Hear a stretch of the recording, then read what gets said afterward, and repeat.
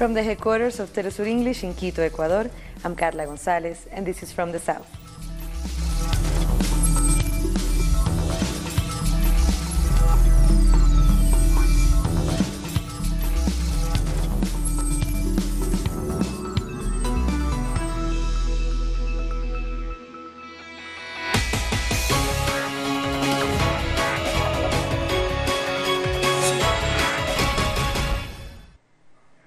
We start in Venezuela, where President Nicolas Maduro is continuing his election campaign, having spoken in front of thousands of people in the state of Yaracuy. The president riled up the massive crowd, which lined the streets, saying that if elected on May 20th, he will put an end to the intensified economic war on Venezuela. The candidate restated his plan to continue to consolidate the public education system and expand and make improvements to the healthcare system. Venezuela has several tactics to deal with the economic boycott that has intensified over the last 4 years. One of these is a collaboration of medium-sized industries called Corpivensa, which has formed a workers' production brigade to increase the output of the underused factories in Venezuela. Looking around, you can only see the tip of the iceberg. A sea of gas cylinders are waiting to be reused at the recycling plant of Chivacoa in the state of Yaracuy, 300 kilometers from Caracas. Spare parts are expensive and the suppliers want us to pay daily because they say that with the economic situation in the country, every day the prices are rising. So every time we ask for a spare part, we must pay immediately and in cash. These are the visible effects of what Venezuela calls an economic war. These are gas cylinders that belong to the private sector. They have been here in the factory for more than 5 years. We are talking about more than 400,000 cylinders that can be used. But if we don't have permission from the private sector, we can't recycle them. Other equipment, bought but never used, is hiding in the weeds. Only 30% of the daily 560 gas cylinders are being used. The factory is operating below capacity. Businessmen and infiltrators are doing work for the empire or for global interests. The workers condemn this as an attempt to slow down the production chain of domestic gas, consumed by 95% of Venezuelans. This is why they created a team called Workers' Production Brigade. Multidisciplinary teams from across the country have come voluntarily, and during 5 days, they have reactivated the machinery and started production in installed factories. We have come here to help the country to recover from this economic war. We are being attacked from outside and inside the country. We, as workers, can do this recovery work by joining forces. With only a few hours of work, places like this thermal treatment oven have recovered full capacity. And after a week of help from the Workers' Production Brigade, the operational capacity of this factory has increased from 30 to 70%. If this experience is repeated nationally, it will be another front in the battle to beat the economic crisis, along with the cryptocurrency and the local committees of supply and production. We continue in Venezuela, where the country is currently hosting an international meeting to discuss reparations for slavery. The meeting follows President Maduro's proposal for an international plan to repair and protect the rights of African communities that were damaged through slavery and colonization. During the meeting, a group will be formed to file complaints on this issue in international courts around the world. Our correspondent Ian Bruce has more from Caracas. So the opening session of this international meeting for reparations has just finished here at the Foreign Ministry in Caracas. This was a meeting that comes after an initiative taken by Nicolas Maduro, President Nicolas Maduro, who in March said he wanted Venezuela to help develop an international campaign for reparations for the damage done by slavery to African people and people of African descent. With us to explain a little bit more about this process, we have David Comisión. He's the chair of the Caribbean Pan-African Network. David, thanks very much for being with us. My pleasure. What exactly are you expecting from this meeting? This is a very, very important meeting. As you would know, CARICOM, the Caribbean Community, our 15 member states commenced upon a reparations campaign in 2013. So we launched a claim for reparations to the African descended people of the Caribbean for the centuries of enslavement and crimes against humanity. We launched that claim against Britain and other Western European countries. Venezuela now coming on board gives a tremendous boost to that campaign. People like myself have always been clear that the Caribbean reparations claim is only going to be successful when it is expanded into a kind of global Pan-African cause.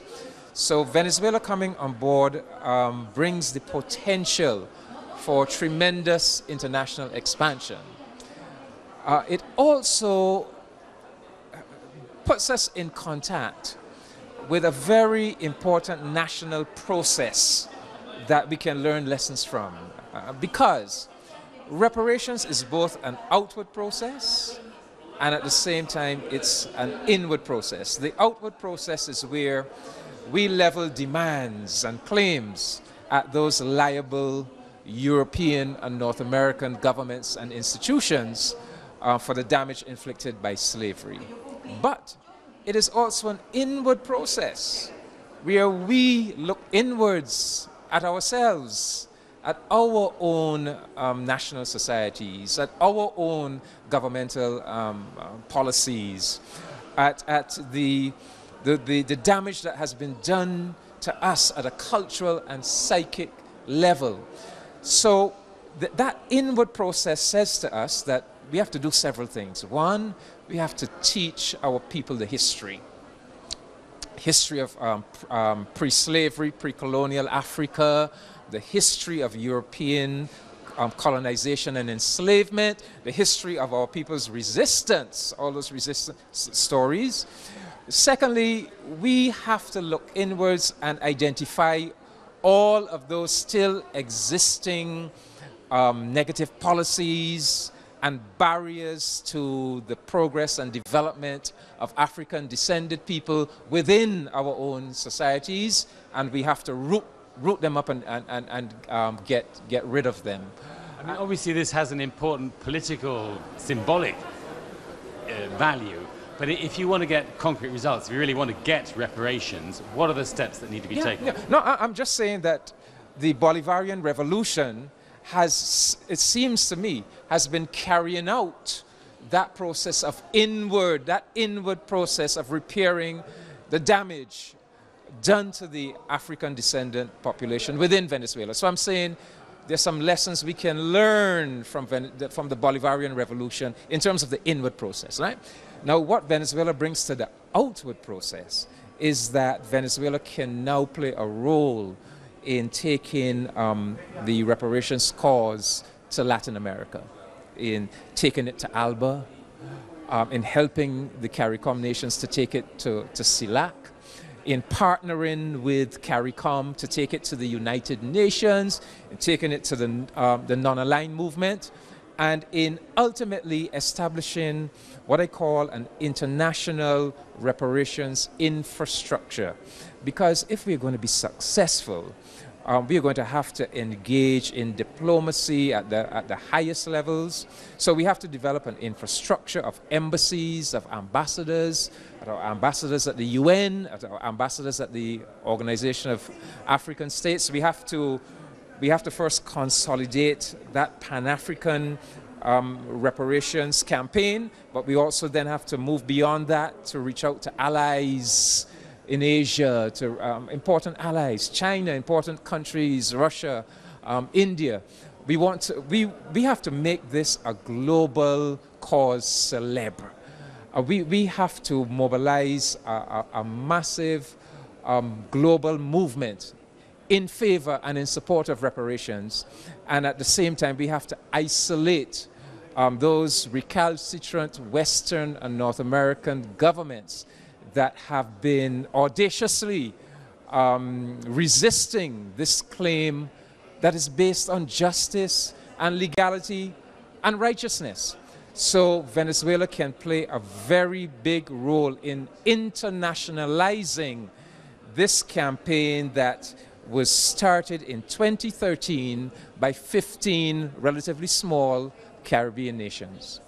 Thank you so much, David. Yeah, sure. So that's David Comisión explained to us the importance of this meeting for this next stage of the international campaign for reparations for slavery. That was Ian Bruce from Caracas. About 80 candidates in Mexico have backed down on their candidacies for the upcoming general elections due to high levels of insecurity and violence by armed groups. The latest case has been the murder of Abel Montúfar, candidate for the local Congress in Guerrero. With less than 2 months away from the presidential elections, the 80 candidates from the state of Chihuahua left the race due to insecurity. According to consulting company Etelect, close to 90 candidates have been murdered since September 2017. In Colombia, with 18 days to go until the presidential elections, the 4 remaining candidates have debated issues affecting the capital city, Bogotá. Gustavo Petro, Iván Duque, Humberto de la Calle, and Germán Vargas Lleras exchanged ideas at Canal Capital TV station. They discussed traffic, housing, and other issues related to urban growth. Another main issue was security, to which all candidates agreed that more police is needed. Tenga que agregar por lo menos 10,000 nuevos policías. The city needs at least 10,000 new police officers. That will cost around 300,000 million pesos per year. But obviously, these 10,000 officers won't arrive overnight. It's a gradual process, and during the next 4 years, we can achieve that goal. And of course, the government of the Republic will contribute to the budget for that increase. Y lo tendrá que hacer por la vía presupuestal. Cuando la policía se organizó en forma de territorio, When the police force was reorganized, it had a great effect in the fight against crimes such as murders, but not on other minor crimes such as pickpocketing. During the rush hour, there is not enough police, and that is the reason a police increase in Bogotá is needed to tackle these issues. We should not forget re-offending, which is a failure in the prison system.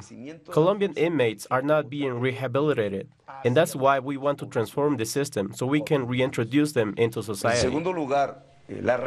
Peace talks between the Colombian government and the National Liberation Army, the ELN, will restart tomorrow in Havana, Cuba.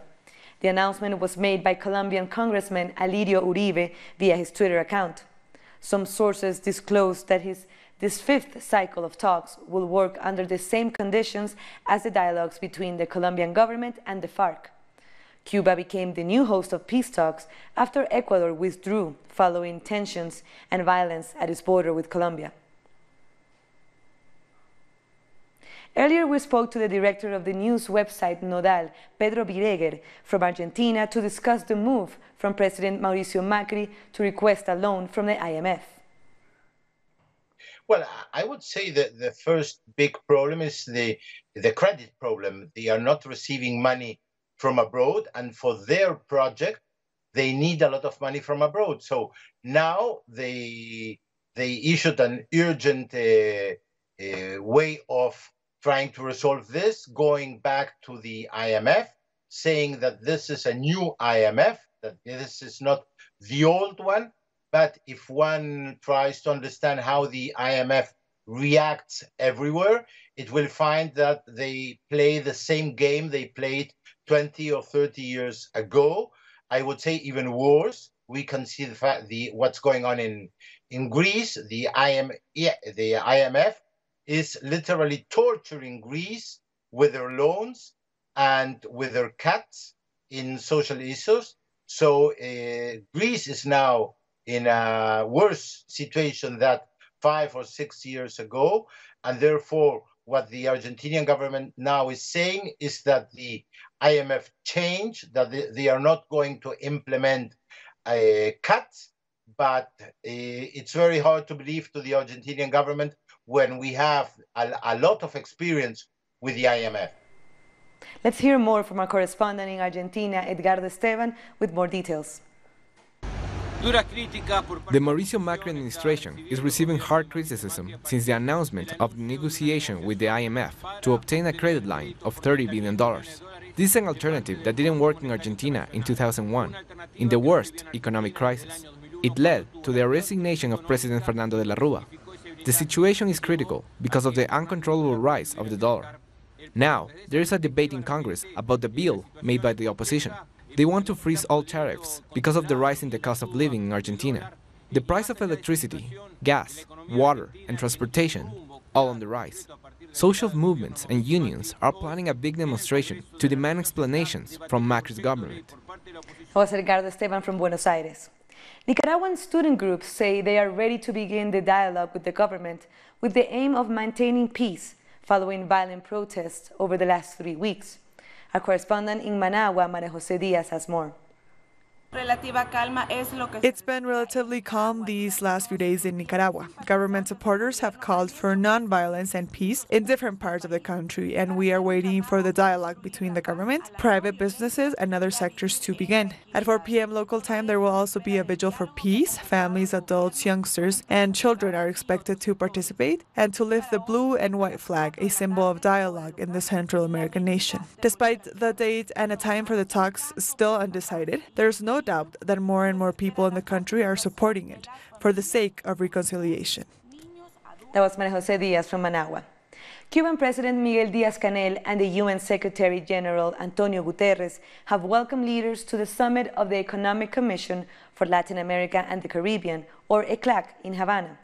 Representatives from over 20 countries from the continent are in Cuba to discuss issues including sustainable development and inequality. Delegates also attended a forum in the Convention Palace in Havana, where leaders presented a new development plan for the region. For more on this, we go to our correspondent Laura Prada in Havana. Hello, yes, nice to greet you from Havana. Indeed, today continues the third day of works here of the 37th session of ECLAC. This meeting today is debating about topics like the fourth industrial revolution in the region and the proposals for strategic and social actions and sustainability in Latin America and the Caribbean. Today in the afternoon will take place, this is very important, a workshop that will debate about the Caribbean relation and a deeper engagement with Latin America in the opportunities for growth and sustainable development. In this meeting will be attending the Caribbean delegates from Santa Lucia, Antigua and Barbuda and Jamaica, and the General Secretary of the Association of Caribbean States, Jane Summer. So this is what been taking place here at the Palace of Conventions of Havana since Monday, and will continue until Friday, and we'll be here telling you what goes on here. Thank you, that was Laura Prada. We'll take a short break now, but join us again after a look at what our multimedia colleagues are reporting.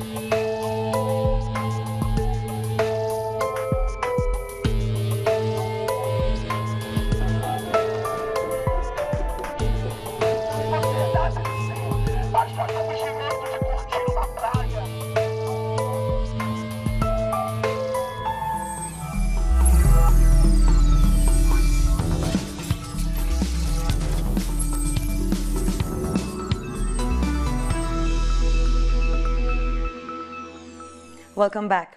In Peru, a national epidemiological alert has been declared as health authorities scramble to contain a rare outbreak. There are at least 19 suspected cases of the Guillain-Barré syndrome. The disease is linked to the Zika virus. The syndrome attacks the body's immune system, causing weakness in the legs, arms, or upper body, and sometimes leading to total paralysis. We've already begun the health alert. This is to be able to attend to the cases that are emerging of Guillain-Barré syndrome. We have 100 cases this year, but what has very seriously caught our attention is more than 15 cases in Trujillo in the last 4 weeks. In Chile, thousands of students have taken to the streets of Santiago, again, to demand a better, cheaper, and more inclusive education. This is the second round of protests against President Sebastián Piñera. Our correspondent in Chile, Paola Dragnich, has caught up with the action on the most recent protests. Chilean students have taken the street of La Alameda, even though the municipal government didn't give them permission to demonstrate here. The demonstration is happening, and we can see that the water cannon trucks are approaching, just 2 minutes after the students took the streets. Palestinian President Mahmoud Abbas is in Chile on the second leg of his Latin American trip. Abbas met with Chilean President Sebastián Piñera as part of his 4-day trip to the country, where the two discussed the strengthening of ties between the two nations. Our meeting with Your Excellency, Mr. Sebastián Piñera, was a clear opportunity to address issues of common interest and allowed me to give you a picture of the latest events in our region, and especially the decisions made by the U.S. administration regarding the city of Jerusalem, which we consider to be contradictory with the international legality and deprives the United States of legitimacy as an intermediary in the conflict with its support and alliance with the State of Israel. In Dominica, 200 housing units have been earmarked for construction in the constituency of Grand Bay following the passage of Hurricane Maria. Prime Minister Roosevelt Skerrit said the first 62 houses will be built shortly, thanks to funds from Venezuela in collaboration with the Ministry of Housing and Lands. The Prime Minister said funding for the project would not have been possible without the Venezuelan government's help, whom he said showed true friendship and solidarity. Antigua and Barbuda hopes to have nearly half of their energy come from renewable sources. The government signed a 4-year framework with Green Tech Solar Limited for the implementation of a solar energy plan. The first phase will see public institutions powered by renewable energy and then private homes. We hope to benefit from having renewable energy, and many of our institutions, including the Mount St. John Hospital, our schools, and our clinics. The idea is within the next few years that we would achieve our goal of perhaps having approximately 50% of our energy being supplied by wind energy and solar energy. The International Labour Organization reported child labor still affects 10.5 million children in Latin America and the Caribbean, despite its substantial decline over the last few years. According to their report, over 20 million children used to work in the region back in 2000, double the current figures. Delegates from 28 countries in the region are currently meeting in Lima, Peru, as part of the Regional Initiative for Latin America and the Caribbean Free of Child Labor, to discuss how to fight this issue.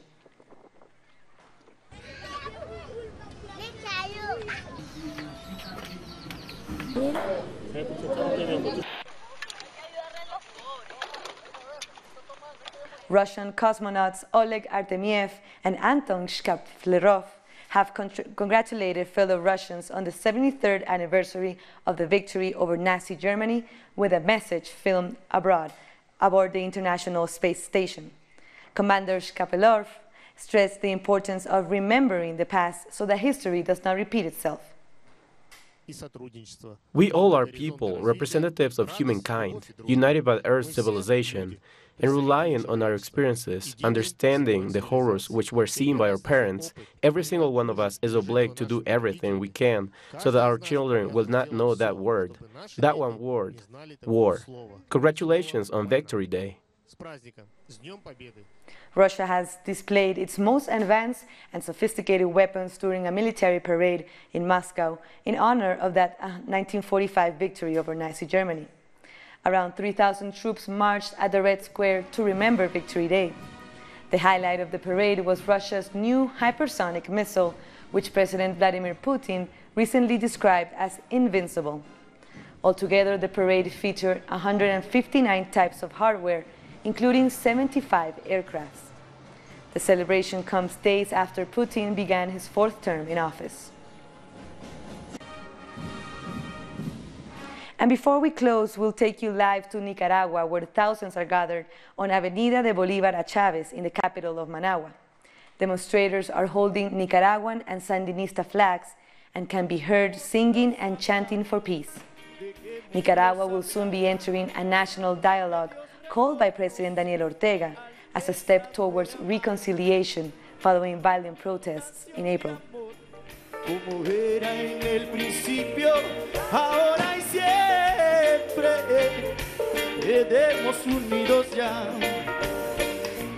Canción que con el amor, que con el amor, los unidos estamos ya. Ahora y siempre. And with that, we come to the end of this news brief.